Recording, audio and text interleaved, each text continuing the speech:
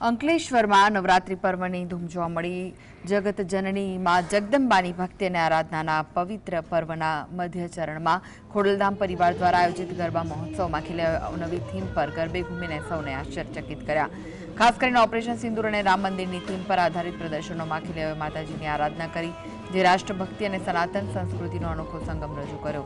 ગણેશ મહોત્સવ દરમિયાન પણ ઓપરેશન સિંદૂરની થીમ પર ઉજવણી કરવામાં આવી હતી। આ પ્રસંગે ભરૂચ જિલ્લા પોલીસ વડા અક્ષયરાજ મકવાણા, અંકલેશ્વર ડીવાયએસપી ડોક્ટર કુશલ ઓઝા સહિતના અધિકારીઓ તથા આમંત્રિત મહેમાનો ઉપસ્થિત રહ્યા।